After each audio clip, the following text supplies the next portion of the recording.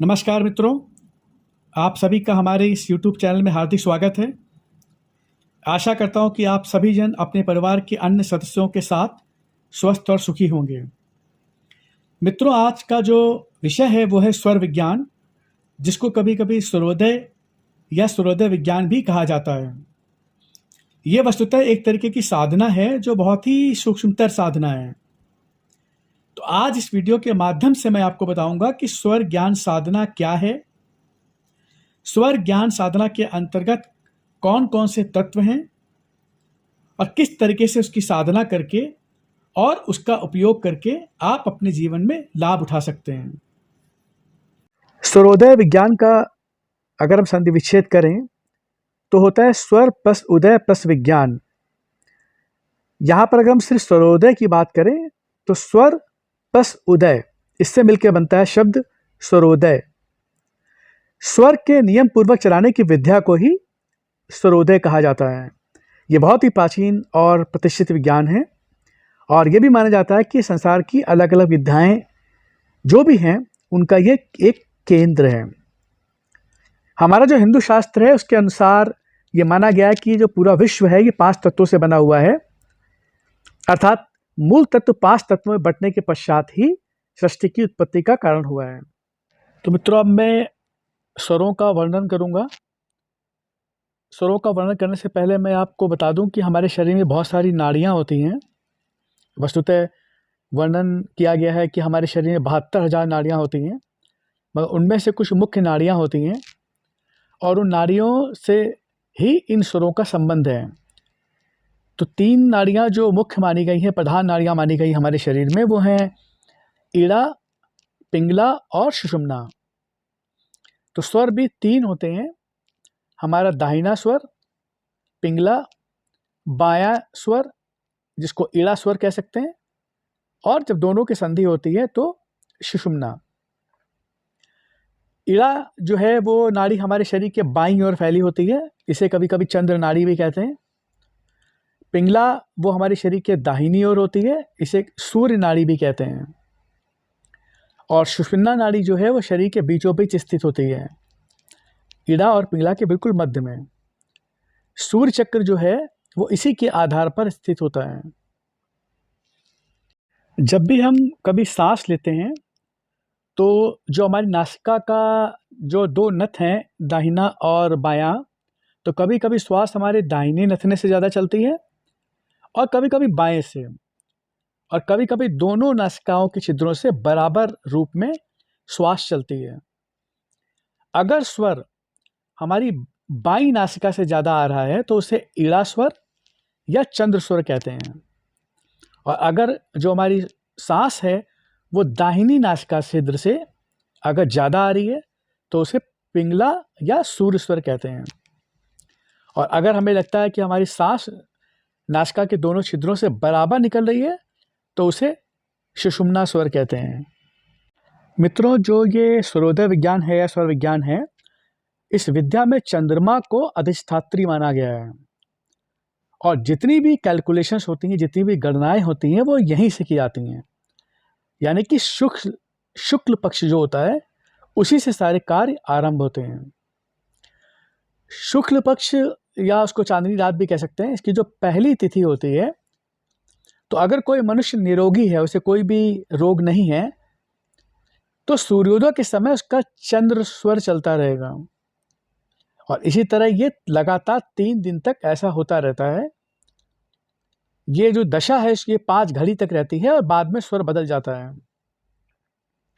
अब जो कृष्ण पक्ष होता है उसमें लगातार 3 दिन तक, यानी कि प्रथमा, द्वितीया और तृतीया की जो सूर्योदय होती है उस समय सूर्य स्वर चलता है और 3 दिन के बाद में फिर सूर्योदय के समय स्वर बदल जाया करता है।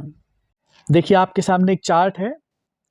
इस चार्ट में आप देख पा रहे हैं, मैंने लिखा हुआ है दाहिना सूर्य स्वर और बायां चंद्र स्वर। दाहिना सूर्य स्वर के नीचे अगर आप देखें कृष्ण पक्ष, पहली, दूसरी, तीसरी, 3 दिन लगातार। उसके बाद अगले 3 दिन 4, 5, 6 आपका बायां चंद्र स्वर चल रहा होगा। तो मैंने उसको देखिए चार्ट में सामने दाहिनी तरफ लिखा हुआ है। उसके बाद पुनः स्वर बदलेगा 7, 8, 9 फिर आपका दाहिना यानी सूर्य स्वर चलेगा। उसके बाद 10, 11, 12 इन तिथियों में आपका बायां या चंद्र स्वर चलेगा। और उसके बाद क्या होगा, वापस 3 दिन के लिए यानी कि कृष्ण पक्ष की 13, 14 और 15 इन 3 दिनों में आपका दाहिना स्वर या सूर्य स्वर फिर से चलने लगेगा। इसी तरह नीचे देखें आप, अगर वो शुक्ल पक्ष है तो शुक्ल पक्ष में 4, 5, 6 इन तिथियों में आपका दाहिना सूर्य स्वर चलेगा और बायां चंद्र स्वर आपका पहली, दूसरी, तीसरी तारीख को चल रहा होगा। स्वर बदलेगा। 4, 5, 6 इन तिथियों में, शुक्ल पक्ष की इन तिथियों में दाहिना सूर्य स्वर फिर चलेगा। 7, 8, 9 में बायां चलेगा। इसी तरह 10, 11, 12 में वापस सूर्य स्वर चलेगा और 13, 14, 15 में बायां या चंद्र स्वर चलेगा। और 5 घड़ी जब समाप्त हो जाती हैं तो स्वर अपने आप से बदल जाया करता है। लेकिन ये मैं आपको ये बताना चाहूँगा यहाँ पर कि ये जो दशा है ये केवल निरोगी मनुष्यों में होती है। अगर किसी व्यक्ति को कोई रोग है, उसके शरीर में कोई कहीं पर कोई व्याधि उत्पन्न हो गई है, तो उसके स्वर में कुछ ना कुछ फर्क पड़ेगा। अगर मान लेते हैं कि पक्ष के आरंभ में लगातार 3 दिन तक स्वर उल्टा चलने लगे, यानी कि अगर आपका पहली, दूसरी तारीख है अगर आपकी शुक्ल पक्ष की और आपका चंद्र स्वर चलने के बजाय अगर सूर्य स्वर चलने लगेगा, तो इसका मतलब यह है कि 15 रोज तक शरीर में एक न एक कोई ना कोई नई बीमारी सताया करेगी। तो अगर कोई मनुष्य केवल अपना स्वर ठीक कर ले, यानी कि जब उसका सूर्य स्वर चलना है तो सूर्य स्वर चले और जब उसका चंद्र स्वर चलना है, जिन भी तिथियों में चंद्र स्वर चले, तो वो बिल्कुल बीमार नहीं रहेगा। या अगर कभी बहुत ज़्यादा बीमार होता है किसी वजह से, तो बीमारी उसके ऊपर असर नहीं डालेगी।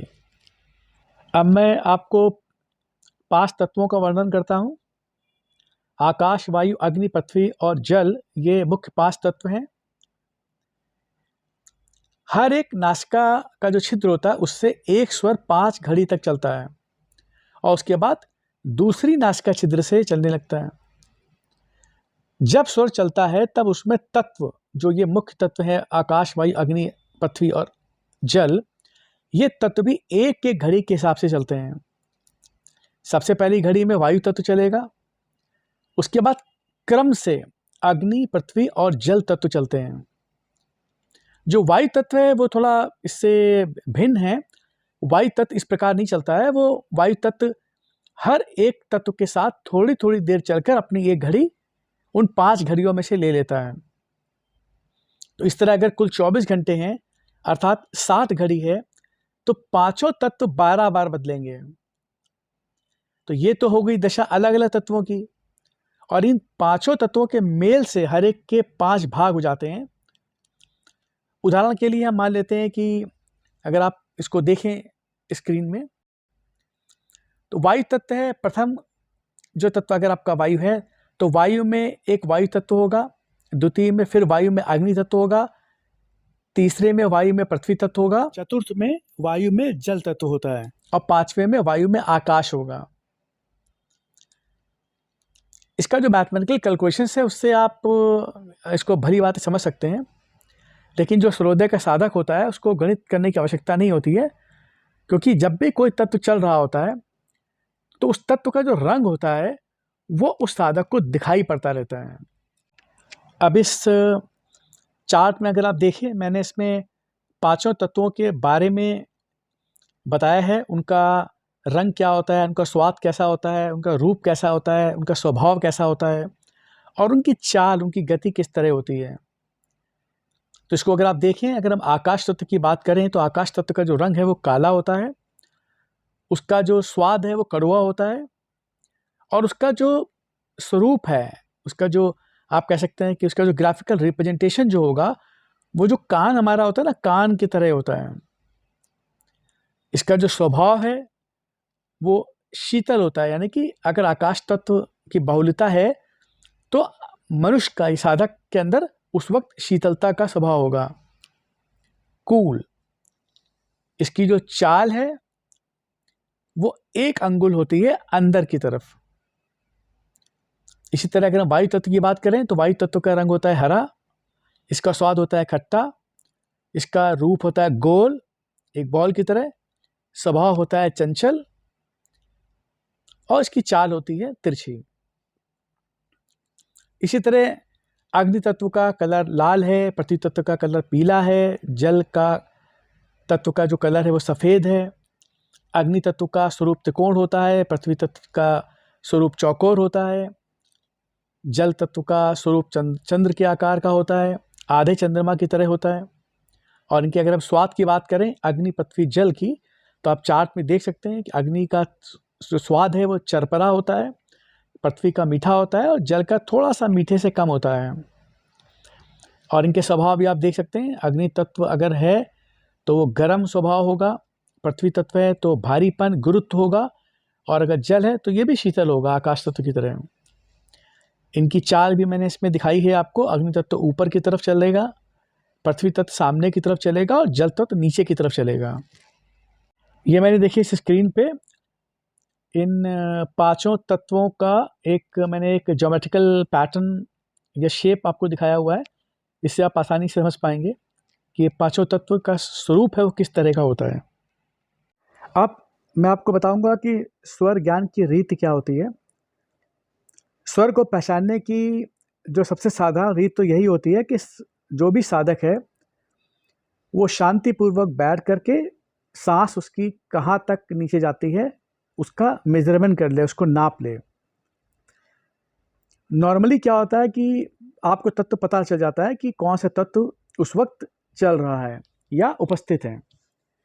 अगर मान लीजिए कि आप सांस ले रहे हैं और सांस के ऊपर ध्यान केंद्रित करें, आपको लगता है कि सांस जो है ना वो नासिका के अंदर ही है, उसी के अंदर घूम रही है, तो आप ये समझिए कि आकाश तत्व इस वक्त आपके अंदर उपलब्ध है या उपस्थित है। अगर सांस आपकी 4 अंगुल बाहर आ जाए तो उसको मानिए कि वो अग्नि तत्व है। 8 अंगुल अगर बाहर आ जाए तो वो वायु तत्व है, और अगर 12 अंगुल वो बाहर आ जाए तो पृथ्वी तत्व है। और अंत में अगर वो सांस आपकी 16 अंगुल तक बाहर आने लगे तो आपको समझना चाहिए कि ये जल तत्व है।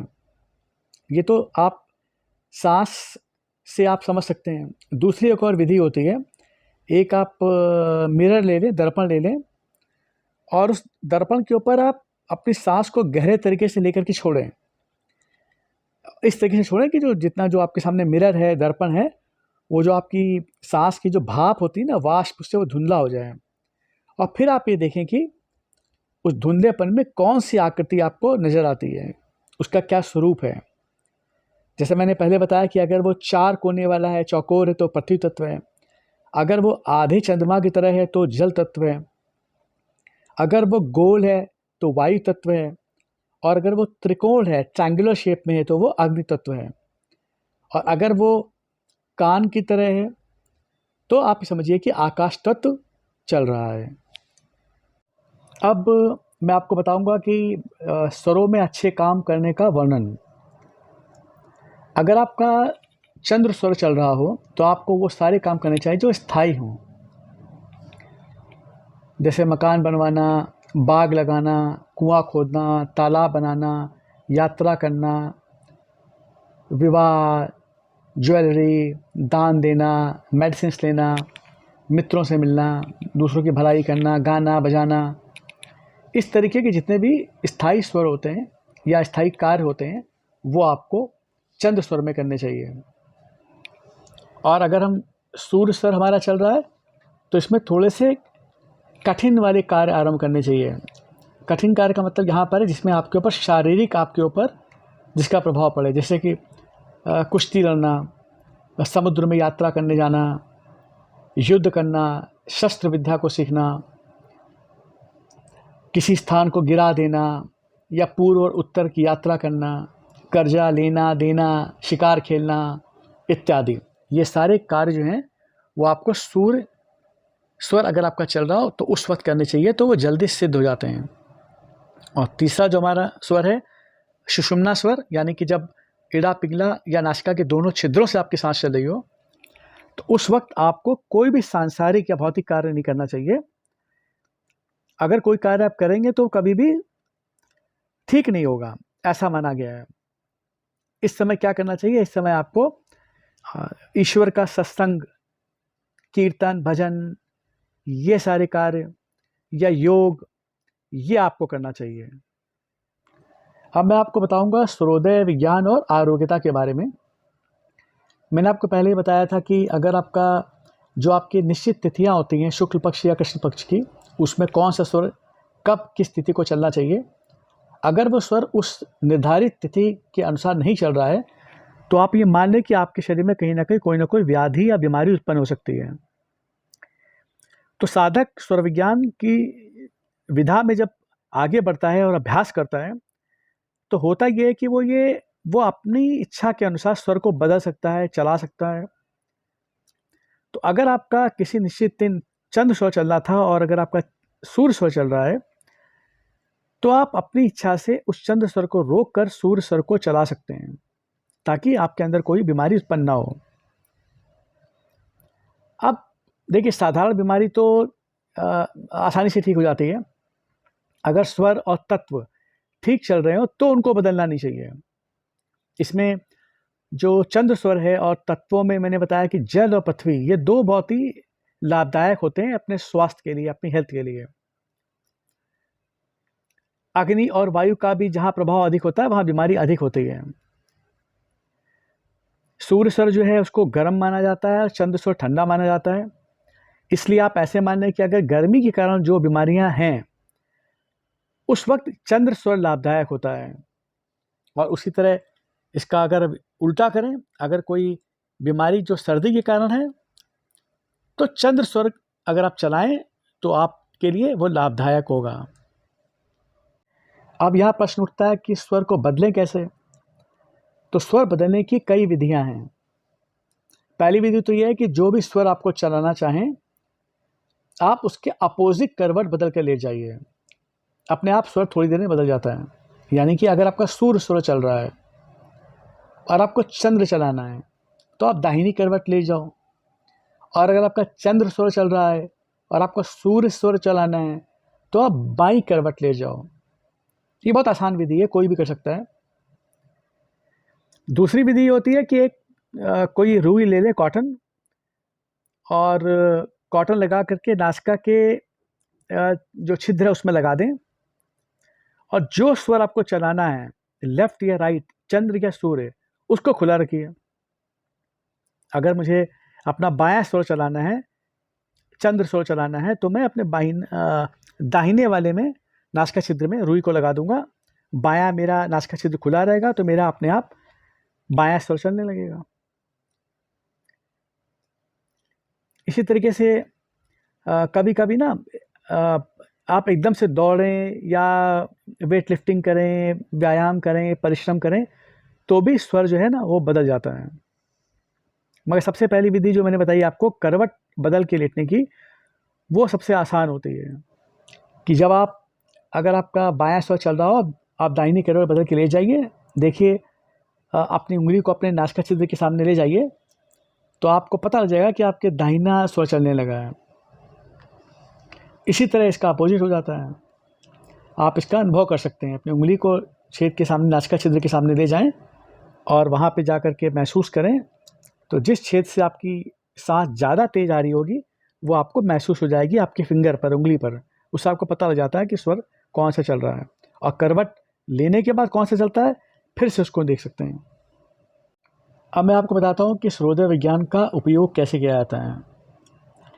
तो जो प्रश्नोत्तर विधि होती है इसमें ये पाया गया है कि सूर्योदय विज्ञान का उपयोग सबसे ज़्यादा किया गया है। अगर कोई आपसे प्रश्न पूछ रहा है, आपको उसका जवाब देना है, तो आप सूर्योदय विज्ञान का प्रयोग करते हुए उस सवाल का जवाब दे सकते हैं। कैसे करेंगे? उसके लिए आपको कुछ बातें हैं बहुत आवश्यक है, उनका ध्यान रखना चाहिए कि जब आप प्रातःकाल उठे तो आपका कौन सा स्वर चल रहा था, वो गलत तो नहीं था, अर्थात विपरीत तो नहीं था। चलना था सूर्य स्वर और चल रहा है आपका चंद्र स्वर। जिस तिथि में या पक्ष में जो स्वर चलना चाहिए था वो ठीक है या नहीं है। सेकंड चीज़, आज कौन सी तिथि है, पक्ष कौन सा है, कौन सा दिन है, नक्षत्र कौन सा है और वो नक्षत्र कब तक रहेगा। तो इस समय ये तो आपको ध्यान रखने की बात है, जब कोई भी आपसे आकर कोई प्रश्न करता है तो आपको उस वक्त प्रश्न करते समय कुछ चीज़ों का ध्यान रखना पड़ता है। जैसे कि प्रश्न करते समय कौन सा स्वर चल रहा है, उस समय कौन सा तत्व चल रहा है, लग्न कौन सी है, जो प्रश्न करने वाला आपके सामने बैठा है उसने किस दिशा में बैठकर प्रश्न किया है, कौन सा नक्षत्र है, कौन सी तिथि है, स्वर जो है आपका वो अंदर की तरफ जा रहा है या बाहर जा रहा है, यानी कि प्रश्न करते समय सांस अंदर ले रहा है व्यक्ति या निकाल रहा है, या प्रश्नकर्ता का कौन सा स्वर चल रहा है, कौन सा दिन है। इस तरीके की कई चीज़ें आपको ध्यान रखनी पड़ती हैं। तो जो अभ्यास करता है, जैसे हमारी आप स्वर विज्ञान का अभ्यास कर रहे हैं और आपका स्वर ठीक नहीं हो, यानी कि तिथि के अनुकूल नहीं हो, तो उस दिन या तो प्रातःकाल उठ करके आप उसे शुद्ध कर लें, यानी कि अगर बायां स्वर चलना चाहिए था और दायां स्वर चल रहा है तो आप उसको उठ करके प्रातःकाल उसको चेंज कर लें, और नहीं तो आप ये प्रश्न उत्तर का कार्य उस दिन ना करें। नहीं तो हो सकता है कि आपका जो उत्तर है वो प्रश्नकर्ता को संतुष्ट नहीं कर पाएगा।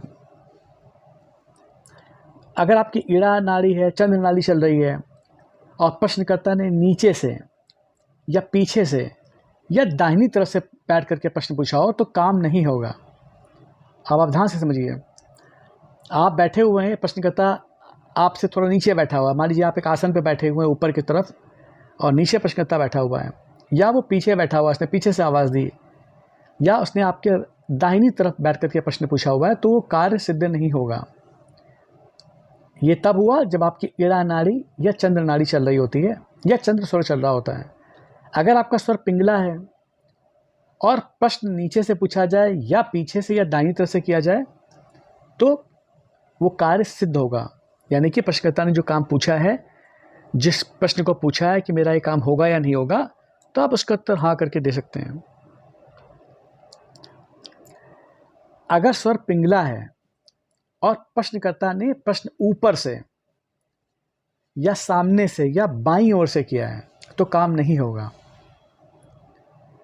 और अगर स्वर ईड़ा है और प्रश्न आपके ऊपर बैठे हुए प्रश्नकर्ता ने पूछा है या प्रश्नकर्ता ने ऊपर बैठकर पूछा है या आपके सामने से किया है या बाएं से किया है तो काम हो जाएगा। इससे आप प्रश्न का उत्तर निकाल सकते हैं।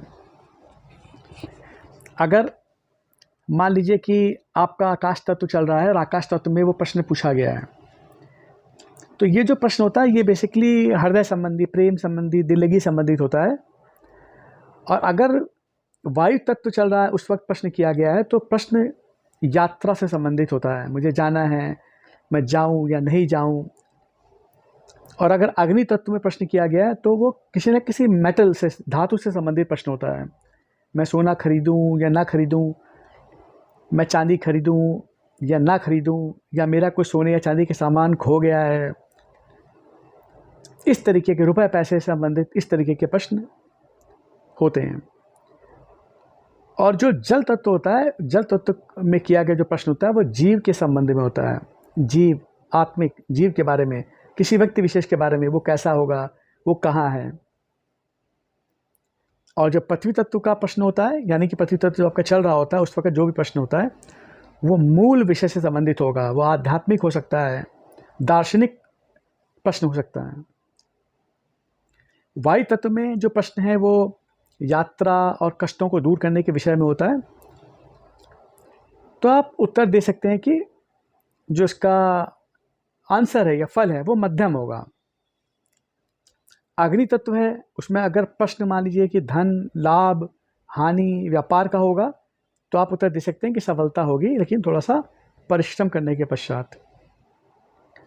और अगर पृथ्वी तत्व चल रहा है तो पृथ्वी तत्व में पृथ्वी के संबंध में अगर प्रश्न होगा, जैसे कि खेती बाड़ी, एग्रीकल्चर, देश से संबंधित कोई प्रश्न है, तो आप उत्तर दे सकते हैं कि कार्य बिल्कुल होगा, अच्छी तरीके से होगा, लेकिन थोड़ी सी देरी होगी।